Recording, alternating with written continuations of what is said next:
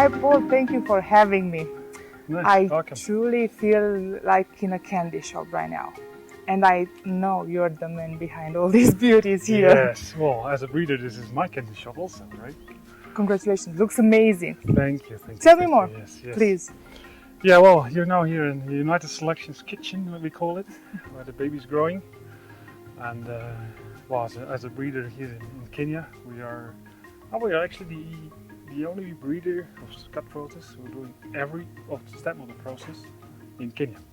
So this is 1 hectare greenhouse you see here, with stars with seedlings but not flowering yet, coming this way to, well, the babies which are left over, because we started with 100,000, now we're here only with 200, and during this week we are going to make a final selection which one we want to put in our catalogue for next year, which we do with several people here in the team. Oh, that's what is going on here these days. Yes. Selecting the new varieties for next year. Exactly. So here we put all the data together we have collected over the past years, and because we want to really be data driven, so we have software system in place. Everybody's working with the phone, using the app, the tablets. To document, documenting everything that. It's very important, because you can only promote the best varieties which you have, the productivity, the head sizes. How do you choose the varieties that become commercial? What are the criteria when you decide that variety becomes commercial? A good question. Yeah, well, there's really big variation because it all depends which market you're looking for to target. Right? You have the retail, which is the smaller head sizes with productivity, or the premium, so you have a higher head sizes. But in general, it's always about productivity, strong colors, and nowadays also very important is disease resistancies. And what we also do is we want to be a sustainable company. Not only here in this company where you're working, but also target in the market where you say, okay, we should test for sea freight, for example. Okay. So in this stage here, not with the seedlings too much, but here we do regular sea freight tests so we can see, okay, what is the transportability of this variety in long transport, because it's a 30-day thing, right? Wow, so long. But do they all the assortments that you choose perform well on transport as long as 30 days, or they are good or bad? It's always good or bad. So even in this stage, when you have done years of selection from the beginning of this greenhouse, from one single plant, coming up to this stage in several steps, still you'll find some coat here where it does not perform well. So yes, we have, of course, some good varieties, otherwise we couldn't be a company. Sure. So do you have a really favorite one? Do you have a favorite varieties? Of course, I have a lot of favorite varieties because these are my babies, right? But sometimes you have to be harsh to yourself to throw something. Well, we are already looking for quite some time, for example, this one, which is what we call a warm by color. Mm-hmm. We have for many years one variety in the market, High Magic, and nobody can take it out. But we try to improve it ourselves. So this is a very nice color. So you see this is a strong color. Well, here we have to, of course, just to evaluate the whole of the crop. It's not only the color, but you look at the head sizes, how is it opening. Now this is going to be transported every week to Holland by air, and also in the sea freight every 2 weeks to test. But this color is one of my favorites. But does it ever get on this stage of blooming in the market? I've never seen it. No, but then you have to buy more roses. Ours. Because if you buy a variety of rose, it'll open on the face, right? Okay, Yeah. that will be an opening stage in the vase? Well, the good varieties open on the face. Okay. Right? Of course, not all rose varieties will open on the face, but yes, that's what we select them for. Because the end consumer expects, even if it has been in sea freight for 30 days, they still expect the flower to move, right? Open. Otherwise you buy a jubber or something else. Which is already open, right? It's already open. But the rose should open naturally. Yeah. How long does it take, sorry to interrupt, how long does it take until from the breeding moment until it gets to the point of... That's a long period of time. So you're now looking here at some progeny, some babies, I've been thinking about parents 8 years ago. 8.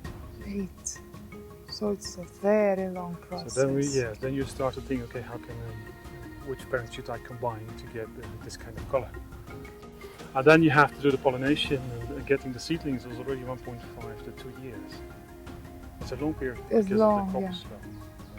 So many people don't know this whole process. They just buy the product as it is. Exactly. But when you find the story and you find how much passion someone puts and so much effort that's in to create such a beautiful flower, then things are changing a lot for the It's consumers. completely true, yeah. There's a whole world behind it. Exactly. And well, we are really at the beginning. But you're doing a fantastic job. Well, with others, yes, because of course I cannot do this alone. I said we do everything here in Kenya, so I do everything from distance. We have a huge software package in here. Everybody is working digital, and I have a whole team of Kenyan people here doing the day-to-day jobs, taking the data, informing, putting everything in the database, propagating all the things. All the process should be going. Because breeding is also throwing. Because if it's not good, you have to take it out, put a new one, and that's continuously going on. So later today you will start deciding what varieties will become commercial. I've seen some of your new varieties already waiting for this judgment day, if I can say it like that. Yes, it's judgment day. So for some of these it will be the end of life. Oh, really? For the other ones it will be a big start in the market, traveling all the way about the seas. So this can be the difference between this variety and that.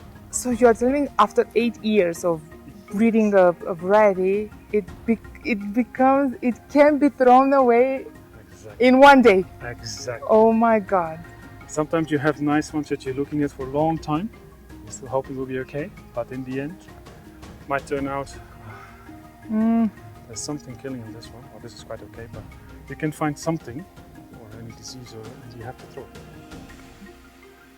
And so breeder's life is really tough. So I've You have to be noticed. patient, you have to be, but in the end, of course, you find some beautiful flowers, and you find your own flowers in the supermarkets in Europe and everywhere in the world. Do you feel that during the years we have trends? This is a very nice color, yes. What does the market want, actually? Well, do you look at this a lot of people also? are always asking for some special things, but the main market, of course, is the red rose. Because the whole of the world still, the red rose is the rose of the love, right? Love. Valentine is a big moment. So the red rose, we're always focusing on. And actually, in our selection, there's quite what they call a red breeder. We have several varieties in the market, like Madam Red, the biggest Red, one, yes. but also upper class for a long time, Red Torch, becoming new ones, which is premium class. So we always need to focus on the new reds. With better productivity, better head sizes, but also at disease sensitivities, lowering the thorns, transportability all over the world. For you Sustainable. as a breeder, what's the most important thing in the breeding process? The most important thing, I think, is data collection, because without any data you don't know anything, right? But before that, maybe is the team, because if you don't have people looking at it, you can't do anything, right? For sure, for sure. So maybe it's nice. He's now taking some data here from this area, so she's using a tablet which communicates to the database, which can be approached from all around the world. So now she's putting here some data. So in Ecuador, you can check what she's doing now. Yeah. So in general, we're looking for varieties not only for the Kenyan market where we're at right now, but also for other parts of the world. And South America is a huge market in Ecuador, Colombia, which is producing flowers, shipping to the US, right? Mm-hmm. East Africa is shipping flowers to Europe mainly. And also we have, of course, the Middle East, China, Japan, all those countries you want to have varieties in the market. So yes, we take data here, and I can view the data wherever I'm traveling. The data means only something that she puts by hand in the computer, or she also takes photos of the varieties? Yeah, sometimes we take pictures. Oh, that's yeah. And of course we have typed data. You can even record things. Say, take a take-home message. Nice. Yeah, so that's how but we are not only breeding, let's say, for the continents, right? But also we are breeding, of course, for the end consumer. Like you're telling me, I want to see this open flower on the face. Well, yes. That's what we're looking for. So we throw away everyone which is closed and will never open. We throw the variety. But before that, before it comes to you table on the vase, it first has to pass the other points, which is the grower and the trader. Right. Because if this is a beautiful flower, but the plant will only produce one flower a year, the grower can never make profit, will never plant it. And you will never have it on your table. Sure. Right? Yeah. And the same counts for the trading. If this is a beautiful flower, enough flowers produced, the grower is happy, but then he puts it in a box, wants to ship it to Europe or US, but the variety is not performing. So if you open the box, there's no variety anymore. You will also never have it on your table. It will be kicked Also out. sure. That's why we do the test with the seed variety in the air. But coming to this, many florists or many consumers buys the more closed stems that will never ever open fully, like I see them here. So, can you share us some insights about this kind of things? Because they think that if they are like super close, they're really fresh, and maybe it's not the case, but they don't know. Yeah, well, they are fresh, but the best thing is indeed, okay, these very open flowers you will never find in the shops, right? Because really all people think this is very old, I'll never buy it. Exactly. So the person in the shop will remove it. But you will find sometimes these kind of very early stages flowers in the shops. But yes, to open completely, it's better to buy a flower which is a little bit more mature, because the stem itself does not have enough sugars, like this stage, right? The stem itself does not have enough power to fully bloom on the vase already. Mm-hmm. It's too early to harvest, right? So this one might do, but then it depends on the variety. And if the more open you go, the most flowers will open. So if you're in the shop, okay, this is too old, right? This is already too open. Still, it might be on the vase for a week. Oh, okay. It's harvested like this. But Not the case, but still, yeah. But don't forget this, if it is in the shop, it has already been traveling for quite some time, right? But yes, we do have varieties which are able to travel these distances. And of course we have our clients, the growers, which try to put a lot of energy in the plant to get the perfect starting quality. But then it's always better in the shop to buy the ones a little bit more open. I understand. Maybe here we have some better examples. It's a nice white one, isn't it, to be honest? So that's a good one to buy. This one might be too close, although you have, like we were talking about the market, there is a market for supermarket which are producing the small head sizes and this tight, but they select varieties from the breeders which are still opening at this stage. But opens like big, or they It will not be a big flower, but it's completely Okay. open. So yes, we have some of our clients which are focusing on harvesting tight, but still completely opening. So there we have a market where we do also selection for. But if you go to the premium, which is the more bigger flowers, you will buy it like this. Okay, got it. And then you'll have something It's like a bit complex, right? Yes, it is. Because you have those different markets. Because you have seen, if you're in the supermarket, you find different kind of flowers, bunches of roses, then you go to the florist, right? So you as a breeder have in mind all these markets. Yes, so because there's a different world behind the supermarket and the florist, the wholesale. All right. What else can you share with us, which is important for the breeding part? Look at this beauty. This is beautiful. Oh yeah, yeah.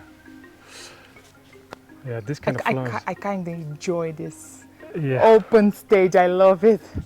And When you can see the beauty of the rose. It's a kind of special opening as well, right? Yeah. A lot of people love these things, and yes, of course, we do have some of these varieties, but again, the biggest market or the biggest volumes, of course, in the straight not red looking at this. statewide stage. I know, Hello, that's I how know, it works. I Yeah, know.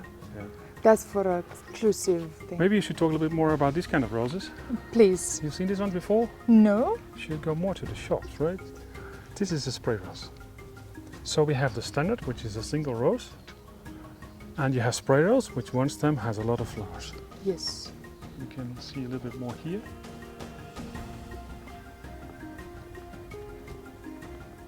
We just skipped it. So the flowers, of course, are smaller, Yes. but now you have a lot of flowers. These ones are also used in the bouquets, but also as monobos. So as United Selections, we started here about 10 years ago, my first thoughts how to get a good spray rose in the market. Because before that time we didn't have as a company. So we start our own pathways to come to an assortment in the spray rose. And well, nowadays we are being proud that we have some assortment in the market, which is doing quite well. Yeah. Not only here, but also in South America. Great. Yeah. Great news. Yeah. And this is, of course, some things are the same, like productivity and all those things, but here you have different kind of data she's taking, like how many flowers do I have on one stem? It should be more than enough. 3 is not enough. This is nice, right? And in sprays it tends to be short, so we're looking for the taller stems. It's a very important part. We know these kind of stems, they need more time to get mature, because there's a lot of energy the plant needs to put in it compared to standard, right? So what we're also looking for is speed. Okay. So when I cut the rose, how many days or weeks is it going to take to give me the next flower? Very important data. As a breeder, you also consider how long can a stem be? I mean, for example, this variety can grow up to 80 centimeters. Do you also breed like that? Sure. Or it's up but to again, the I grower? have a complex answer, which is different markets. Oh, yeah. Because you have markets like we were in the supermarket. When did you go to the supermarket and you find 80 stems of flowers? Never. It's always like the 40, 50, 60s, right? That's it. 30, 40, 60. And those varieties are producing a lot of flowers. But these ones, when you have longer stems, you will go to the florist. And especially in Latin America, they need these long stems because they grow differently. I'll talk later on that or another time. Not too complex. But yes, we do, of course, look for the 70, 80s as well. But it depends on the market you're targeting. I thought it is not about the breeder, but about the grower to decide the length of the flower. Well, he can decide, but it's within the limits of our genetics. Right. Right? Right. So as a breeder, we said also, okay, we put the genetics in, and of course we cannot grow perfectly because we have a lot of varieties. You have to deal with one recipe of growing. So we know if we put it in a grower's place, which is focused on it, have a lot of knowledge how to grow it, learn the variety how to grow it. Of course, he can make more out of it than we can, but it's always between the limits of genetics. Got it. Makes sense. This was a very powerful lesson for me today. Thank you so much for sharing it. Thank you for coming coming here. And I cannot here. have enough of these beautiful roses. You must be so proud of this. Yeah, please come again. I will. And buy them so we can continue. Of course, of course. Thank you. Thank you. You have a strong... Oh, I'm sorry about that. No, it's okay.